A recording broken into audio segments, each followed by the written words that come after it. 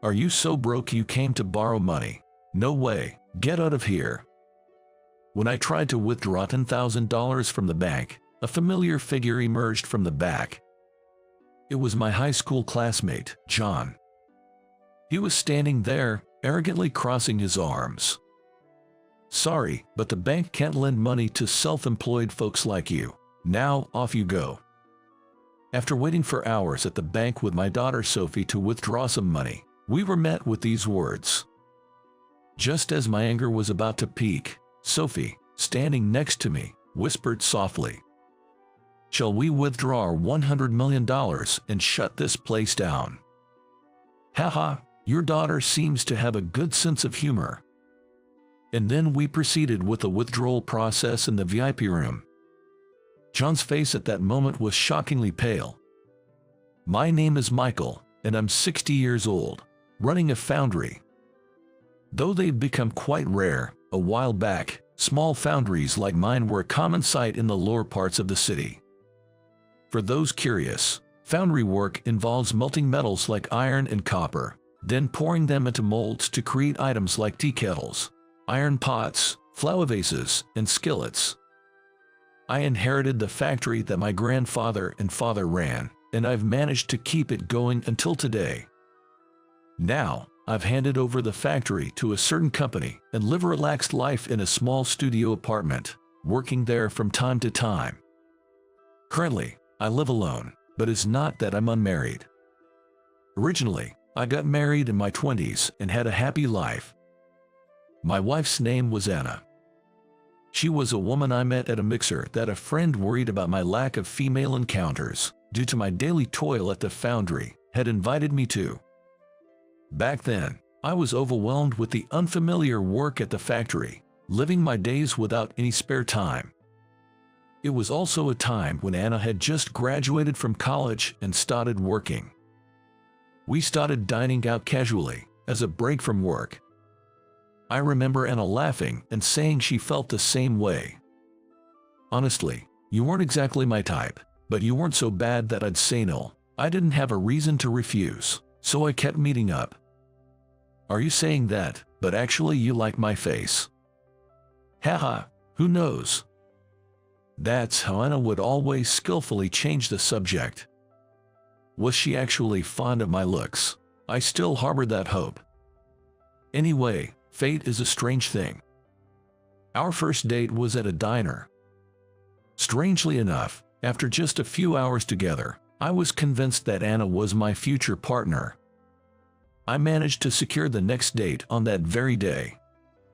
By the way, I was living with my parents. So, I wasn't struggling with living expenses, but my salary at the time was not high. Therefore, Anna and I always ended up at the diner nearby for our dates. Even at the diner, I was not rich enough to order a lot of dishes. So, we would occupy a table for hours with just a little dish and a glass of juice or coffee, likely being quite the nuisance to the restaurant. I'm still not earning much, but no one can beat the love I have for you. I'll work hard to make you happy, so would you marry me? In my late 20s, I proposed to Anna, expecting nothing. If you want, I could look for a better paying job. I'm just at the edge of my 20s, so I think there are places that would hire me. I started working as the future heir, not wanting to let the factory my grandfather and father had protected go to waste. Having been told I was the heir since I was little, it felt like a natural path for me. But reality was not so sweet. My high school classmates were advancing, getting raises, and buying their own homes. In contrast, I was still living at home with my parents. I felt a sense of urgency, as if I was being left behind. However, Anna's response was completely different from what I had imagined. Foundry work is not in high demand now, but if we keep at it, things might change. I feel it somehow, the texture, strength, durability, and flexibility to be molded into any shape. Not many materials offer that. It's just a misconception that its uses are limited. I think is not the case. I also believe it's a traditional industry worth passing down to future generations. But at the end of the day, foundry work is just foundry work. It's losing its place to mass-produced plastic products. I can't see much of a future in it. At that time, I couldn't quite grasp what Anna was getting at. Looking back, she must have been a woman with creative foresight. But back then, the environment where women could continue working while raising children after marriage was almost non-existent. So, when Anna got pregnant, she quit her job to become a full-time homemaker. And then we were blessed with a daughter. It was around the time when I took over as president, as my father, who had succeeded my late grandfather in supporting the foundry, was in poor health. The business was in terrible shape when I took a closer look. Every day was a struggle, trying to care for a newborn daughter. But for some reason, time seemed to move incredibly slowly during this period. Our newborn daughter was named Sophie. Even from a young age, her artistic sense shone brightly. By the time she was 3, she could draw paintings that rivaled those of adults and even won awards in local art contests. Could Sophie be a prodigy, you know, like those kids you see on TV? Really, who does she take after? We're not exactly an artistic family. It's quite puzzling. Anna said happily while playing with the frolicking Sophie. At least, I have no artistic talent whatsoever. My attempts at drawing a cat could be mistaken for an elephant or a rhino. On the other hand, Anna was skillful with her hands, making little pieces of clothing and bags as handmade project. Despite her modesty, it was clear that Sophie inherited this from her mother. Perhaps the pinnacle of happiness in life was those 5 years spent peacefully with Anna and Sophie, despite our modest means.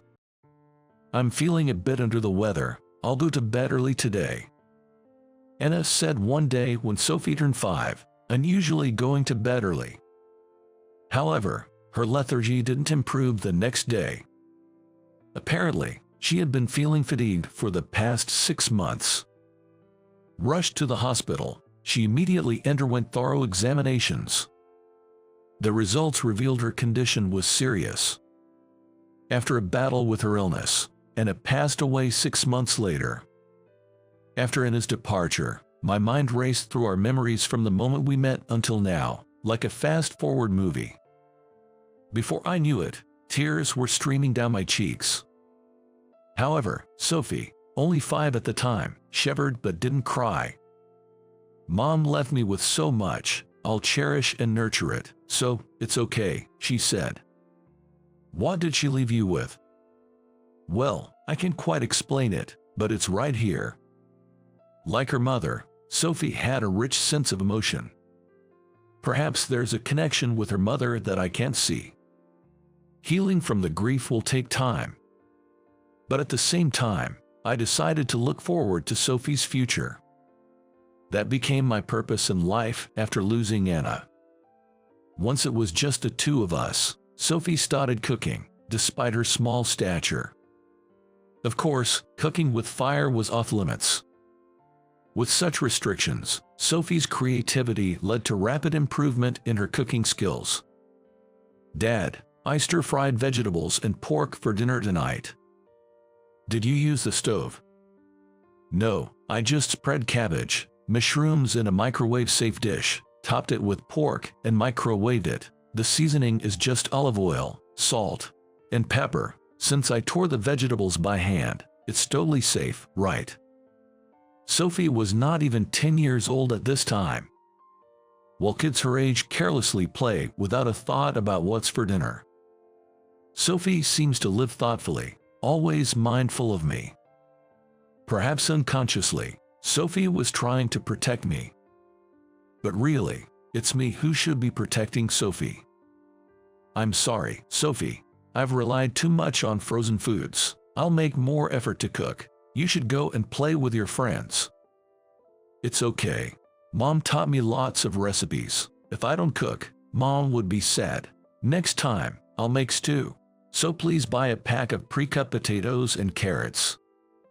Sophie has wanted to cook ever since she was little, even during her playhouse times. Seeing Sophie's innate talent, Anna had taught her simple recipes during her lifetime.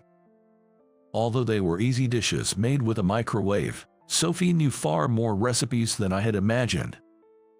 Maybe it was a secret pact with her mother. I decided to indulge in Sophie's kindness for dinner. However, as a single father, balancing work as before while raising young Sophie was challenging. There's a limit to relying on aging parents. Despite feeling anxious about the dwindling savings, I decided to hire more staff. It reduced my income, but I was content with the significantly increased time with Sophie. I'm not sure how much I've managed as a father, but Sophie has grown into a responsible young woman. I had assumed she'd pursue a career in cooking, but she surprised me with her desire to become a designer. She was good at her studies, but her chosen path was a vocational school. My dream is to design cookware, dishes, and utensils that make cooking enjoyable. I understand that going to university is an option, but since I know what I want to do, I think it's a shortcut to acquire skills directly related to my dream now. Perhaps due to losing her mother at a young age, Sophie seemed to be in a hurry to live her life. I started working right after high school graduation. Lately, I often think it might have been better to go to university. Why not take the university entrance exams just in case, so you don't regret it later? During my school days, I disliked studying. I had no interest in learning anything at university. Above all, I was concerned about our family's financial situation and chose to work immediately after high school. It's not that I felt no envy towards my classmates who went on to university. That's why I wanted Sophie to enjoy campus life just like everyone else. That's a bad habit of yours, Dad.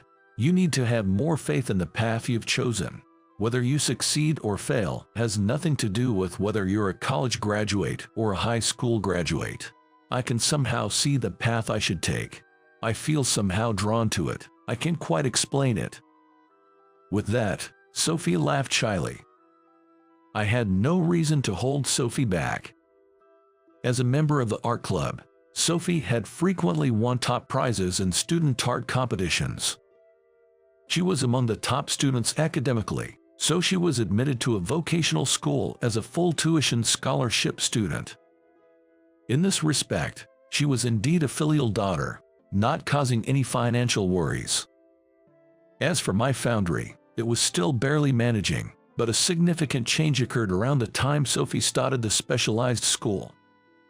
A French man suddenly arrived, expressing his desire to learn the art of foundry work. I was captivated by the beauty of foundry work at an exhibition in France. The luster emitted by foundry pieces is completely different from French ceramics. It has a modest sheen that blends into everyday life without being overly assertive, the feel that considers the user, and the aura that evokes history and tradition.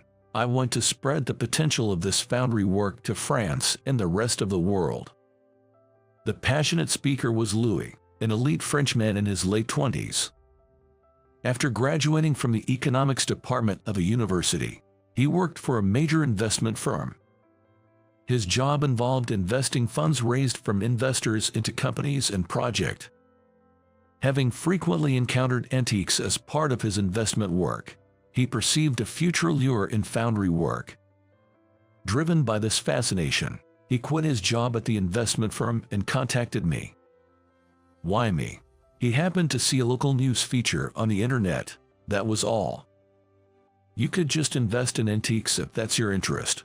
Why did you quit your job and work here? I must say, being a foundry craftsman is hardly lucrative. That's exactly why I've come here.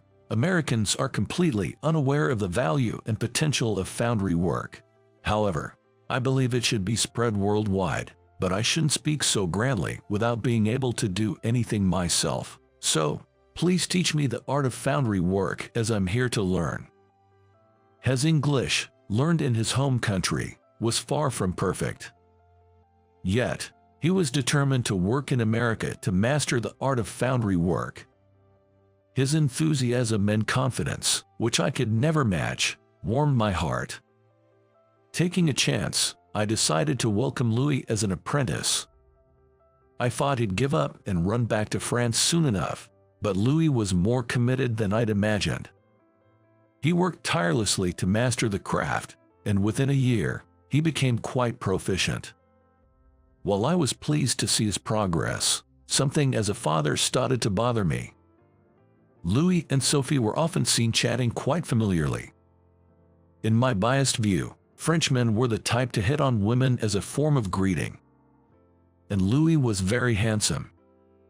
As for my foundry, it was still barely managing, but a significant change occurred around the time Sophie started the vocational school. Such worries began to haunt me. Today, too, they're deep in conversation, perhaps even confessing feelings. Thus, I spent my days restless and uneasy. I braced myself for a marriage announcement at any moment. But without such joyful news, Louis returned to his country 3 years later. He mentioned starting a business utilizing his foundry skills, but the details remained unclear. As for Sophie, she graduated from a specialized school with excellent grades and began working as a designer for a company dealing with household items. Perhaps Sophie confessed to Louis and was splendidly turned down. Though I felt sorry for Sophie, I concluded this on my own and felt relieved. As a designer gaining some recognition, Sophie was entrusted with a larger project. With increasing overtime and days she couldn't return home, she decided to move out and live alone in the city to focus on her work. Years had passed since Anna's death, and while there were some talks of remarriage, I couldn't forget about Anna. Nevertheless, the house built during my grandfather's time was too large for one person. Being over 50 years old, it was also old and cold, which was hard to bear. So, I decided to sell the old house filled with memories and move into a small studio apartment. And now, I've turned 60. The foundry was no longer in my hands. Spending my retirement years in peace doesn't seem too bad. Perhaps it's because I've spent so long feeling the heat of melting iron in the dark factory. Or maybe it's because I've given up many things with the hope of raising Sophie to adulthood. Suddenly, I'm overcome with the urge to venture out into the world. Sophie agreed, saying it's a wonderful thing since we only live once. So, I decided to withdraw $10,000 from my bank account first. Aren't you using internet banking? With that, you can transfer money with just a tap, without having to go to a crowded bank counter. I'm not good with all that internet stuff. Our generation have no choice but to rely on bank counters. I see. Then, I'll come with you. You're in your 60s after all, Dad. It's dangerous to walk around town with cash. That's how Sophie and I ended up going out together after a long time. We walked to the nearby bank after having coffee at a cafe. The bank was incredibly busy, being just before a long weekend. We had no choice but to prepare for a significant wait. As we wandered around, unsure where to take a number ticket, a man approached us. "Welcome. How may I assist you today?" Glancing at the nameplate on his chest, I saw it was written Williams. Seeing that name made me freeze for a moment. I have completely forgotten, but the unpleasant feelings from high school came rushing back. Looking at the bank clerk's face again confirmed it. It was John, my high school classmate. We were in the same class for all 3 years due to some twist of fate. Unfortunately, we never had a pleasant conversation. He was known for his high pride and sulking whenever things didn't go his way. Moreover, he was notorious for looking down on his classmates. His attitude towards me was particularly bad, for a simple reason. I had declared early on that I wouldn't pursue university but would take over the family business instead. Due to the grief of losing Anna and the business of daily work, I never attended a reunion. So, it had been about 40 years since I last saw John. Initially, John didn't realize I was his classmate, Michael. Currently, it's quite crowded, and there may be a wait. We will call you when it's your turn, so please wait on this sofa. John then handed me a number ticket and a tablet. It was to enter basic information in advance to streamline the process. Being computer illiterate, I'm also hopeless with tablets. Sophie helped me as I slowly entered the necessary information one by one. John came over to check on us and peeked at the tablet from behind. Then, in a soft voice, he said, "Huh." He seemed to have recognized me after seeing my name. Suddenly, his polite demeanor changed back to the arrogant John from high school. "What, it's you, Michael. The same Michael from high school. How have you been living without even going to college? And I heard that shabby factory of yours went under." Just a moment ago, he was polite to us, but now he was blatantly arrogant, crossing his arms. Such a terrible attitude was unbelievable for a bank clerk. Sophie and I exchanged surprised looks. "What are you going to do?" Suddenly withdrawing $10,000. "It's not like that. I just want to. From my account." "Shouldn't you be at the loan counter instead?" "Sorry, but this is a major bank.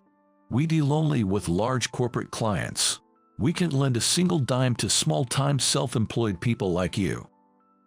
John hadn't changed at all from high school. His words lacked any hint of compassion. High pride and a self-centered viewpoint. The warm, human heart that reminisces about the past with a long-lost classmate was utterly absent. "And you, a single father, right? Poor thing. Your daughter must have had a tough time. Economic disparities are directly linked to educational disparities, they say. Looks like a high school diploma is guaranteed for 2 generations now." John cast a mockingly sympathetic gaze at Sophie, full of insincerity. Of course, his so-called pity was nothing more than scorn. Moreover, for some reason, we were made to wait for hours after being given the number ticket. During that time, John would come over to me to whisper about the difficulties of being poor, then walk away. He whispered in such a low voice that others couldn't hear, which was particularly mean-spirited. "Dad, don't you think it's taking unusually long for us to be called? It's been over 2 hours since we checked in." "Well, it is crowded. A bit of waiting is inevitable. But something's off. Customers who arrived after us have already been called. Cut our number have been skipped." Looking around, Sophie's observation was accurate.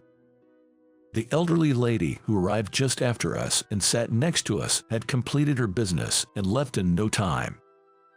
And the businessman who came later was also nowhere to be seen. 3 hours passed, and our number still hadn't been called.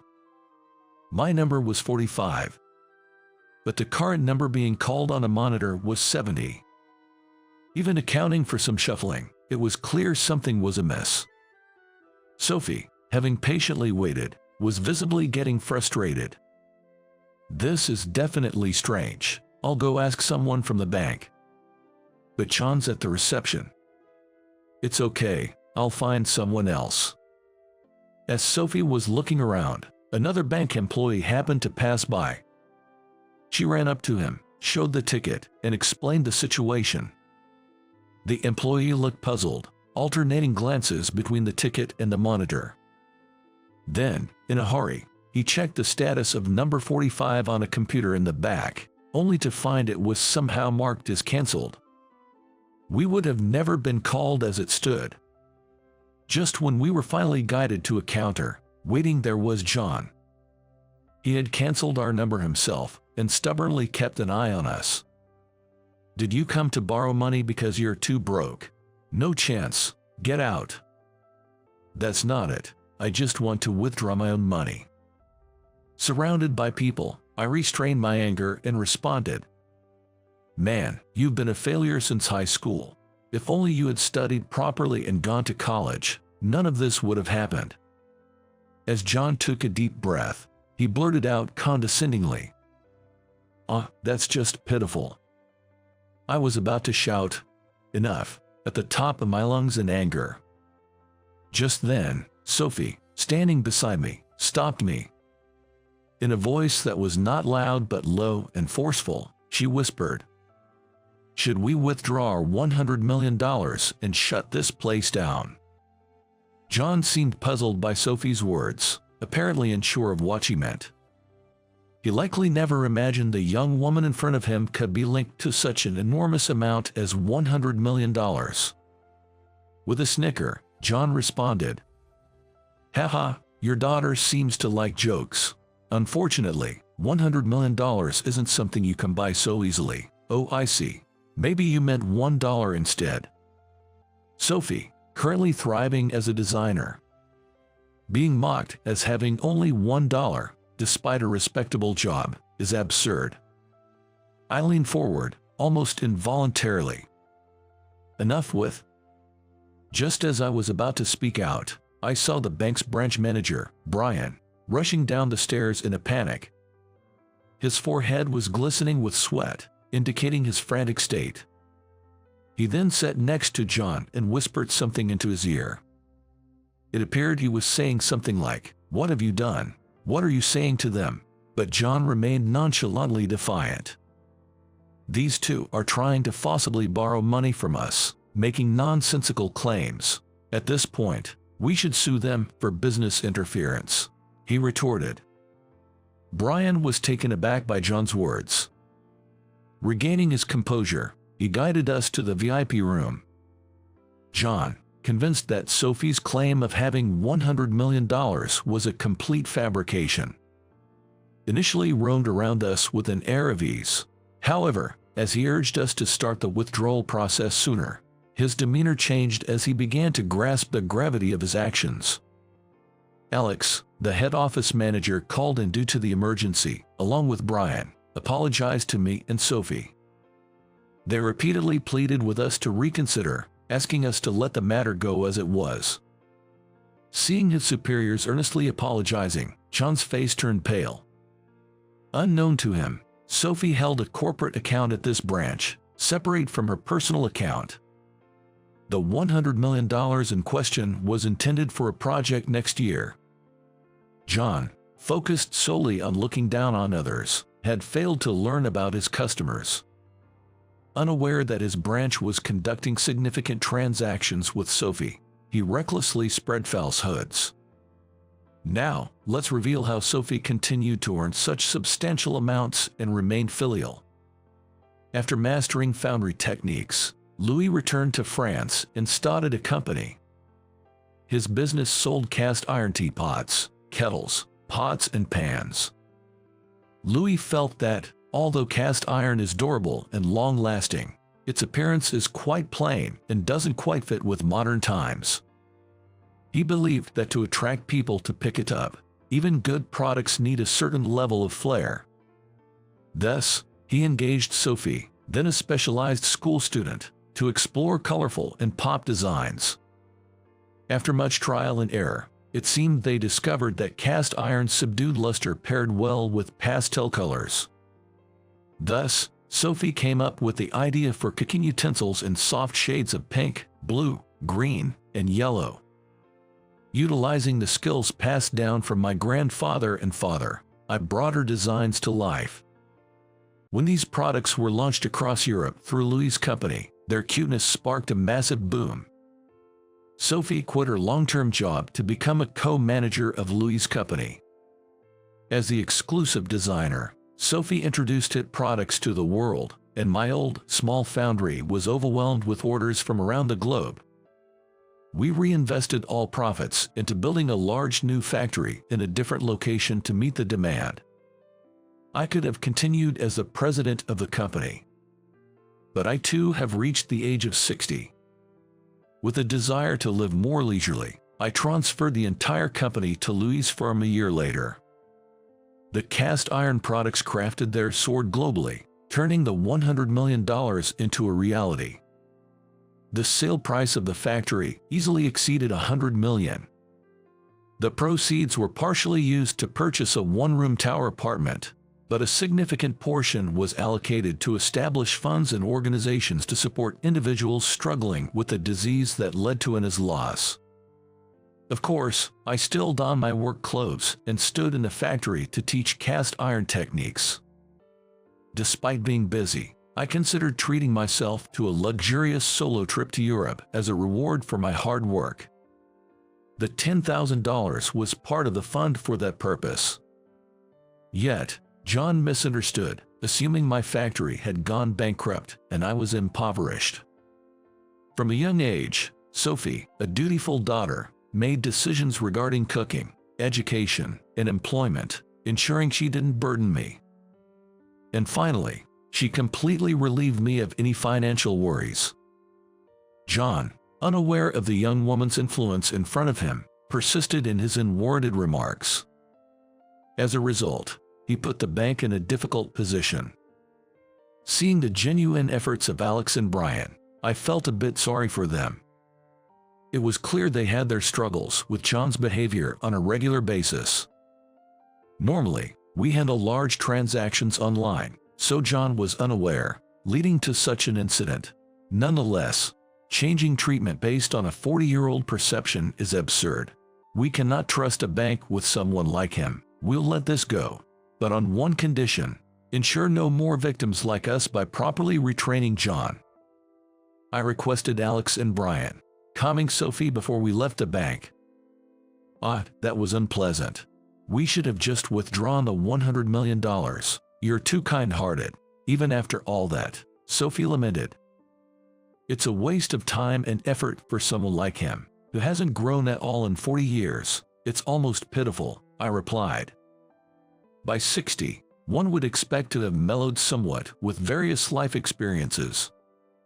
But John had not changed at all. He was a pitiable man, left behind, all alone. Hey, Dad, why don't we visit the grave for the first time in a while? Let's tell Mom about today. She'd definitely laugh and say, "What's that all about?" Sophie suggested. Thus, Sophie and I decided to visit Anna's resting place. After a quick clean, we stood side by side in prayer. Then, I overheard Sophie murmuring, as if talking to herself, "Mom, you always said Dad's cast iron had great potential. Losing you was hard, but I've been motivated to realize your vision.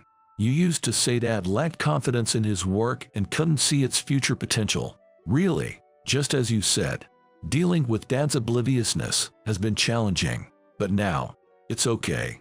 The cast iron you loved so much has transformed under Dad's hands and is now a huge hit worldwide for its cuteness. My success as a designer is also thanks to you. You taught me the joy of cooking and crafting, helping me clarify my path. I never doubted, which is why I think I succeeded so early." It was at this moment that I truly realized something for the first time. The words Sophie had spoken back then. Mom left us so much. When she said those words, Sophie was only 5 years old. Yet, she had managed to interpret and embody her mother's words in her own way. And what about me? Sophie had believed in the potential of cast iron and accepted our modest life, but I hadn't been able to bring about any change. Perhaps that's why I entrusted the future of cast iron to Sophie, who had more foresight and initiative than I did. "I'm sorry, Anna. I didn't understand anything. You left us so much in our short marriage," I said in prayer, crying. Sophie was also crying. Through her tears, Sophie said, "Mom, one more thing to report. Actually, I'm getting married next month." "What?" "His name is Louis. He's a Frenchman who loves cast iron." When Louis was working at my factory, he and Sophie were truly just friends. However, as they discussed cast iron designs, they often felt a kinship in their sensibilities and values, naturally enjoying each other's company. Interestingly, it was Louis who made the confession. There was no truth to the idea of Sophie being rejected. Though the thought of her being with a handsome Frenchman worries me, Sophie assures me that Louis is so passionate about cast iron. It's practically his real love. Later, Alex personally informed me about what happened to John.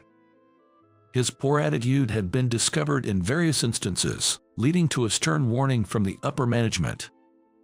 Unfortunately, his pride prevented any change, and he ultimately left the bank. The traditional path to success for a banker involves working at the headquarters before becoming a branch manager. Achieving this allows one to remain at the bank with a high salary until retirement. However, one's career history, achievements, and abilities are rigorously assessed, making it a narrow gateway where only one or two among peers ultimately succeed. The majority of bankers are either assigned to subsidiary companies within the group or leverage their banking skills and experience to pursue other career opportunities. John's excessive pride and self-centered nature blocked both paths, yet the bank couldn't force him out. Apparently, they were internally troubled by the prospect of him staying forever. Alex quietly thanked me, relieved by the resolution of this incident. Since then, I haven't encountered anyone who knows what became of John. My primary concerns now are creating cast iron loved worldwide, establishing the activities of an organization named after Anna, and meeting my grandchild expected next year. Unlike Anna or Sophie, I'm an ordinary person. That's why I want to continue living compassionately, doing what I can, step by step. My second life is filled with hope. My name is James. I'm a programmer who's turning 30 this year. Originally, I graduated from a typical college and worked as an employee at a small company, but I improved my skills while working. James, you learned programming on your own while working, which is impressive. I got married and had a child, so I wanted to earn more as the head of our household. You have a daughter, right? How old is she? She's 2 years old. She must be so adorable. Yes, she is. I have to work hard for her sake, too. As a fellow father, I support you. I smiled and said, thank you. Yes, I have an adorable 2-year-old daughter. Her name is Lily. Phew, I'm home.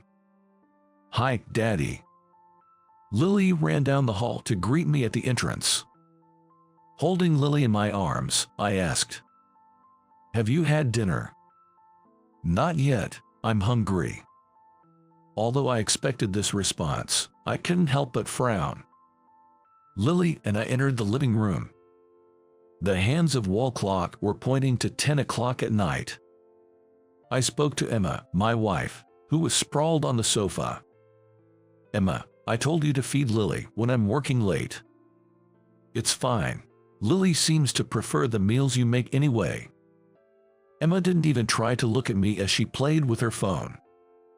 Looking around the living room, there were washed clothes and Lily's toys scattered everywhere.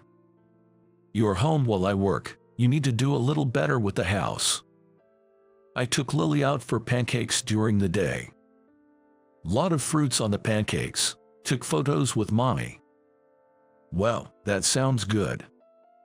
I put Lily down on the floor and headed to the dining area to prepare dinner. What's for dinner? We have chicken, so I'll make chicken pasta. Can you sit quietly and wait? Yes, I can wait. Lily responded and sat quietly in a chair, but she soon started to doze off while waiting. It's not a good time for a 2-year-old to be awake and hungry. I was heartbroken. Emma, my wife and Lily's mother, has a rough personality. Before we got married, we both worked and used a housekeeping service for chores, but after marriage, Emma became a homemaker. But in reality, she is lazy at home and does not get around to doing any of the household chores that I ask her to do. So, I ended up handling most of the household chores myself.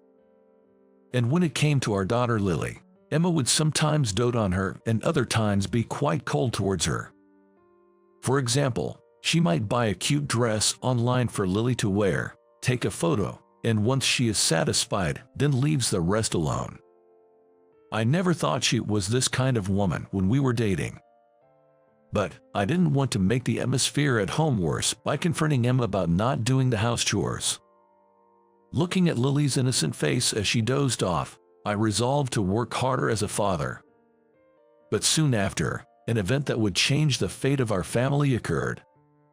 Walking to the next department for a simple handover is a waste of time. Absolutely. I've raised the issue with management, but it's hard to get through to them. That day, I was moving around the office with necessary documents in hands as always. James, watch out. Whoa. I was helplessly pinned under a bookshelf that had suddenly collapsed on top of me. Somebody, call 911. Next time I woke up, I was in a hospital bed. I tried to sit up, but I couldn't feel my legs. I had a bad feeling about this. You've sustained damage to your spine. Unfortunately, it looks like you'll have permanent lower body disabilities. I asked Dr. Richardson, who broke the news. Does this mean I'll be in a wheelchair? Yes, that seems to be the case. My wife, has she been informed? She has been told while you were asleep. As Dr. Richardson left, Emma entered the room. Seeing her husband suddenly in such a state, and with a small child to take care of, Emma must be feeling incredibly anxious. Emma, I'm sorry for worrying you. James, let's get a divorce. What, did you just say divorce? My understanding of these words, which are so inappropriate as the first words to her severely injured husband, never quite caught up with me.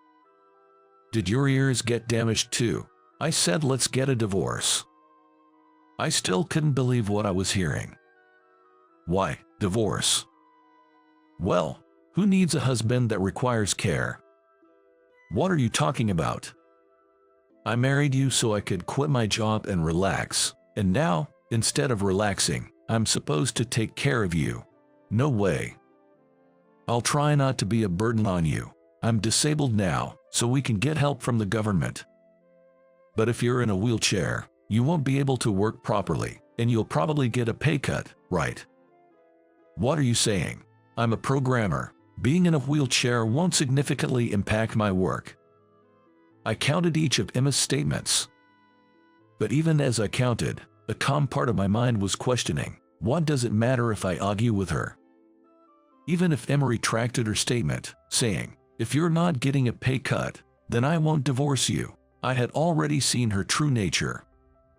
I would never want to live a tough life because of my husband's low salary. You know that you are no longer of any use to me. Emma didn't even listen to my objections. And then, she left the hospital room, saying only, I'll take care of Lily. What on earth is this? I stared blankly outside in dismay for a while, but gradually, my anger toward Emma began to grow. I had worked my fingers to the bone for my family. I had also handled most of the household chores by myself. I had taken care of Lily so much as well. Why should I be treated like this? Is our family falling apart this easily? Betrayed by Emma, I was so furious that I couldn't sleep at all that night. I was able to leave the hospital 2 weeks later. It will take a while to get used to the wheelchair, and I'll likely need support from my parents during this time. Then we officially divorced. I felt saved by the kindness of my parents, who, despite probably having their own thoughts, didn't ask me anything. When I returned to work after a long time, I was immediately surrounded by colleagues who were concerned about my condition. We were worried about you, James. I'm sorry for the inconvenience. Are you all right now? Yes, as you see here, but I'll manage somehow. Saying this, I patted the wheel of my wheelchair, which would be my longtime companion from now on. After greeting each colleague who came to talk to me, I was going to my desk to get some work done. But maneuvering a wheelchair in the cluttered office floor was quite challenging. As I was wondering what to do. Oh no, James, let me help you. Thanks, Ryan, I appreciate it. Not wanting to be stuck and unable to work, I decided to gratefully accept his help. Ryan, one of my subordinates, pushed my wheelchair for me. Wow, wheelchairs are surprisingly heavy, aren't they? Ryan's voice sounded cheerful as he spoke to me. Did something good happen to him? Given his cheerful demeanor, which seemed to invite questions, I decided to fulfill his expectation as a way of saying thanks for pushing the wheelchair. Did something good happen? Can you tell? You're sharp, James. I almost burst out laughing at his obvious excitement. Well, actually. You say actually. Don't beat around the bush, just tell me. I just got married. Wow. It was better news than I had imagined. I couldn't believe that while I was going through a divorce, Ryan had gotten married.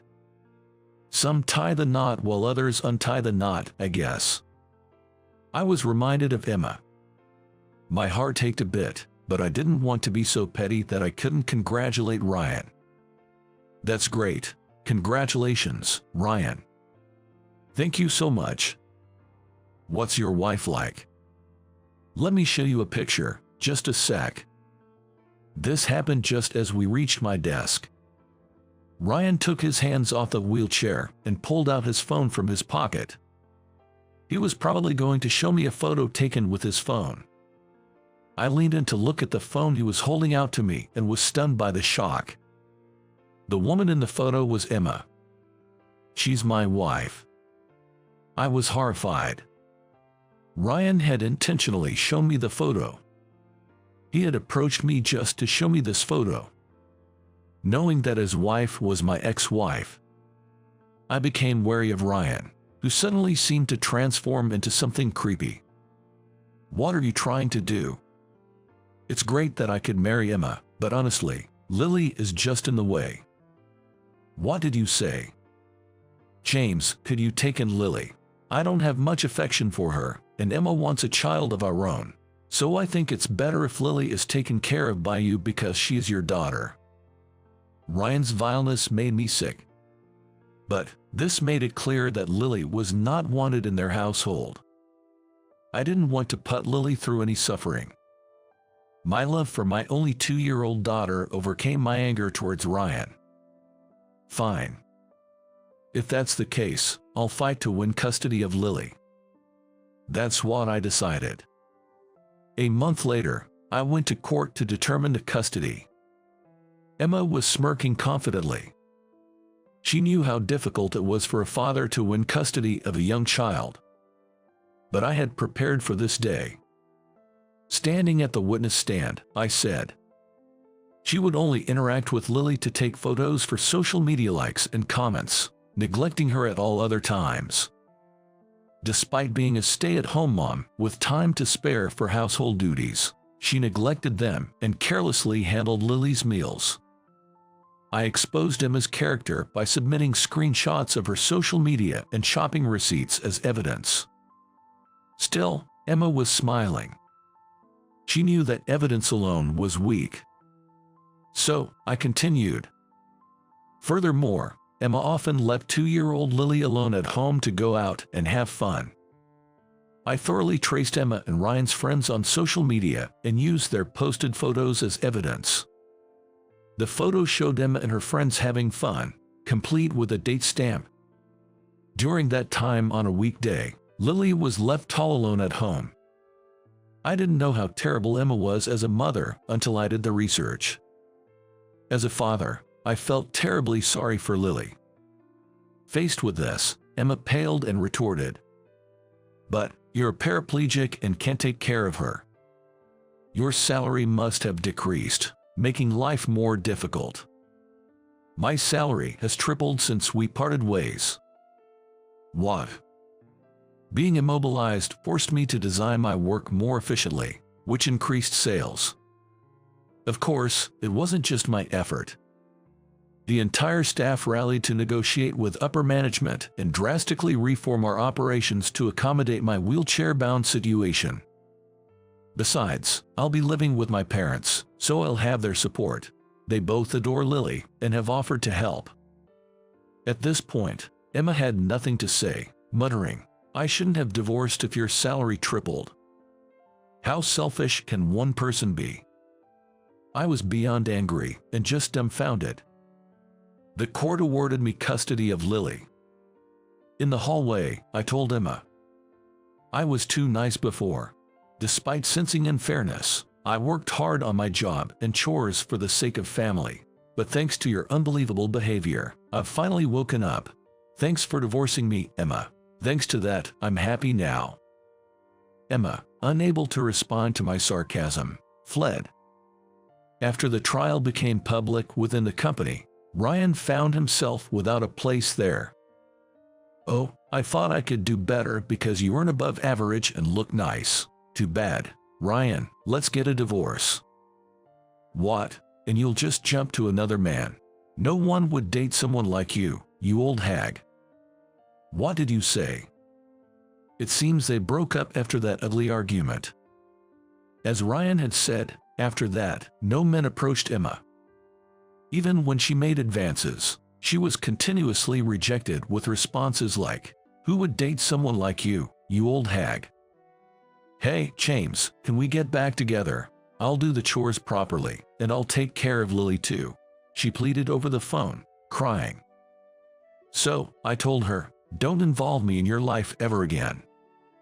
What an audacious woman she is.